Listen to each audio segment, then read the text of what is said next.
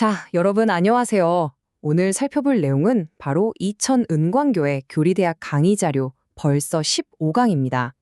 오늘 다룰 핵심 교리는 성령 충만, 성령의 은사, 그리고 성령의 열매인데요. 사실 신앙생활하면서 정말 많이 듣는 단어들이잖아요.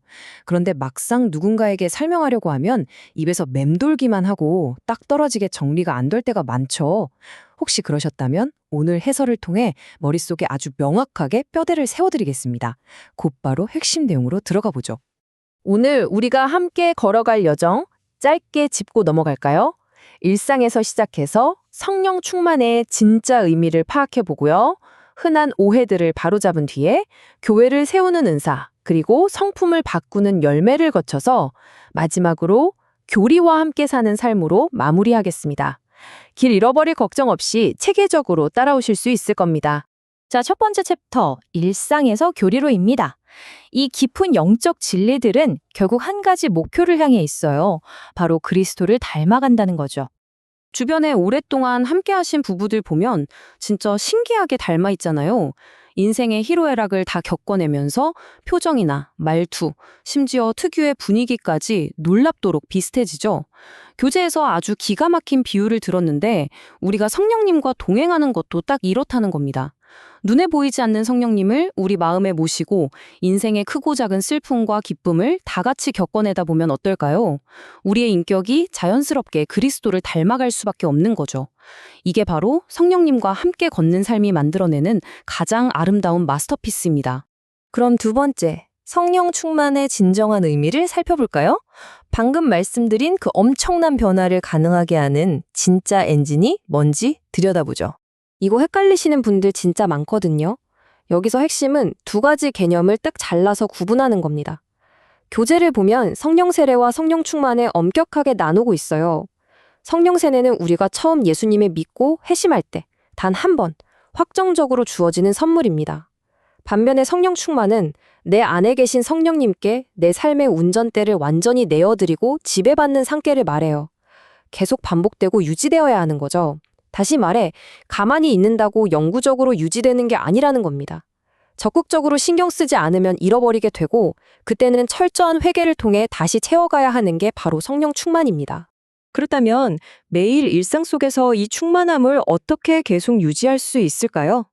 커리큘럼에 딱 5가지 구체적인 액션 플랜이 나옵니다. 우선 하면 안 되는 것 2가지. 죄를 지어서 성령님 근심하시게 하면 안 되고요. 마음속에 주시는 거룩한 감동을 무시해서 성령을 소멸해서도 안 됩니다. 그 다음엔 적극적으로 해야 할 것들이에요.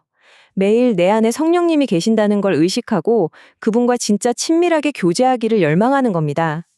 그리고 마지막으로 성령님이 제일 기뻐하시는 일, 바로 예수 그리스도를 깊이 알아가고 그분을 높이는 데 집중하는 거죠. 이게 매일매일 영적 배터리를 100%로 유지하는 비결입니다. 세 번째 주제로 넘어가 보겠습니다. 성령 충만에 대한 오해인데요. 진짜가 뭔지 알았으니까 이제 우리를 헷갈리게 하는 가짜들을 객관적으로 쳐내볼 차례입니다. 우리가 흔히 착각하는 것들, 오늘 싹 다 정리해보죠. 성령 충만 받았다 하면 막 신비로운 황홀경 체험이나 일시적으로 감정이 훅 달아오르는 거라고 생각하기 쉽잖아요. 절대 아닙니다. 무대 위에서 엄청난 카리스마를 뿜어내는 것도 본질은 아니에요. 게다가 그냥 마음이 편안해지는 것만이 성령 충만일까요? 오히려 성령님은 내 안에 죄를 깨닫게 하셔서 깊이 애통하게 만드실 때도 많거든요. 또한 방언만이 유일한 증거라는 것도 큰 오해입니다. 기독교 역사를 뒤집어 놓은 수많은 위대한 설교자 중에서도 방언을 하지 않은 분들이 많았으니까요.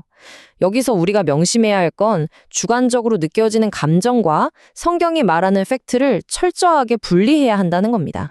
자, 그럼 그런 오해들 말고 성경이 제시하는 진짜 기준은 뭘까요? 감정이나 기적이 아니라면 대체 뭘 보고 성령 충만하다고 할 수 있을까요? 성경은 우리에게 아주 객관적인 2가지 잣대를 들이댑니다.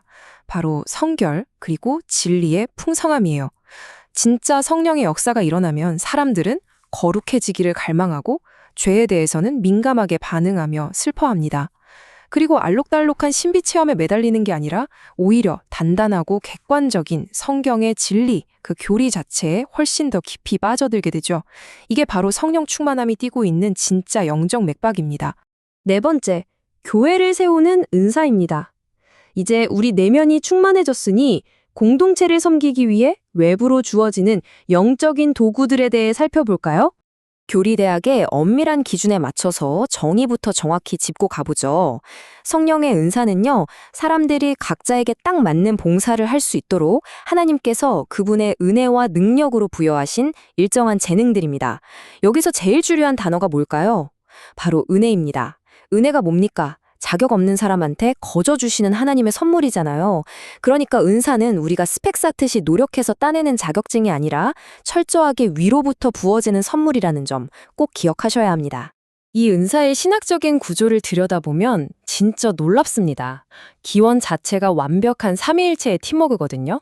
성부 하나님의 뜻에 따라 디자인되고 승천하신 성자 예수님이 공급하시고 성령님이 자신의 뜻대로 각 사람에게 맞춤형으로 나눠주십니다. 그럼 삼위일체 하나님이 왜 이렇게 귀한 걸 주셨을까요? 내가 영적으로 남들보다 뛰어나다고 자랑하라고요? 천만의 말씀입니다. 철저하게 다른 사람에게 유익을 주고 그리스도의 몸인 교회를 든든하게 세우라고 주신 겁니다. 만약 공동체를 향한 섬김의 방향성이 빠져 있다면 그 은사는 존재 이유 자체를 상실한 거나 다름없습니다. 어느덧 5번째네요. 성품을 변화시키는 열매입니다. 성령 충만한 삶을 살아갈 때 우리 삶에 맺히는 가장 궁극적이고 눈에 보이는 결과물이죠. 성령의 9가지 열매, 아마 많이들 외우고 계실 텐데요. 그런데 이게 그냥 좋은 단어들을 무작위로 모아놓은 게 아니더라고요. 아주 입체적인 3가지 관계 영역으로 딱 분류가 됩니다. 보세요. 사랑, 희락, 화평. 이건 우리와 하나님과의 관계를 온전하게 회복시키는 열매들입니다. 그다음 오래 참음, 자비, 양선은 어떨까요? 타인과 맺는 관계의 방식을 근본적으로 바꿔놓는 열매들이죠. 마지막으로 충성, 온유, 절제는 자기 자신을 향한 태도와 통제력을 새롭게 해줍니다. 다시 말해 이 9가지 열매는 우리의 모든 인격과 관계가 완전히 새로운 창조물로 빚어져 가는 마스터 플랜인 겁니다. 이번 강의 자료를 보면서 진짜 무릎을 탁 쳤던 비유가 하나 있는데요. 사랑은 프리즘과 같다. 와, 정말 멋진 표현 아닌가요? 교재에서는 그리스도인에게 요구되는 가장 핵심적인 명령이 바로 사랑이라고 명확히 합니다. 그 순수한 사랑이라는 한 줄기 빛이 우리 삶이라는 프리즘을 통과할 때 어떻게 될까요? 바로 나머지 8가지의 아름다운 열매들로 쫙 퍼지면서 찬란하게 빛난다는 겁니다. 결국 이 모든 열매들은 하나님과 이웃을 향한 그 단 하나의 진실한 사랑이 삶의 다양한 상황 속에서 각기 다른 빛깔로 뿜어져 나오는 결과물인 셈이죠. 그런데 여러분, 과일나무 심어보신 분들은 아시겠지만 열매가 하루아침에 마법처럼 맺히나요? 절대 아니죠. 엄청난 시간이 필요한 자연스럽고 점진적인 성장의 과정입니다. 여기서 우리가 절대 놓쳐선 안 될 책임이 하나 있어요. 바로 매일 말씀을 묵상하고 기도하는 그 올바른 경건의 습관을 부지런히 심어야 한다는 겁니다.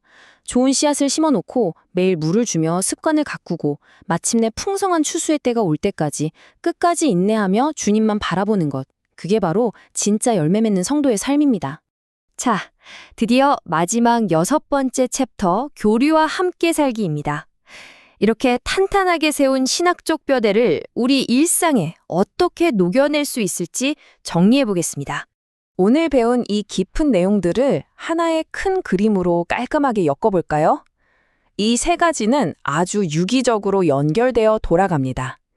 먼저 성령 충만은 우리가 매일매일 가동해야 하는 엔진이자 지속적인 원동력입니다. 그다음 성령의 은사는 뭔가요?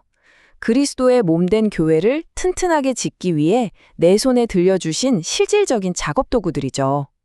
그리고 마지막으로 성령의 열매는 그 모든 과정을 거쳐 내 성품이 예수님을 쏙 빼닮아가게 되는 아주 가시적인 결과물입니다. 이 3가지, 충만, 은사, 열매가 우리 삶 속에서 완벽한 하모니를 이룰 때 비로소 성숙한 제자의 찐 모습이 드러나게 되는 거죠. 이제 오늘의 해설을 마무리하면서 교재의 마지막 부분에서 발췌한 아주 묵직하고 도발적인 질문 하나를 던져드리고 싶습니다. 예수님의 제자로 살아가는 나는 지금 주위 사람들에게 과연 어떤 평가를 받고 있는가? 가장 가까운 가족이나 직장 동료들이 여러분의 일상 속에서 성령의 열매를 실제로 맛보고 있나요? 나에게 주신 영적 은사 덕분에 우리 교회가 진짜 건강하게 세워지고 있습니까? 오늘 하루 내 삶의 나무에 어떤 열매들이 매달려 있는지 한번 깊이 돌아보시는 시간이 되셨으면 좋겠습니다.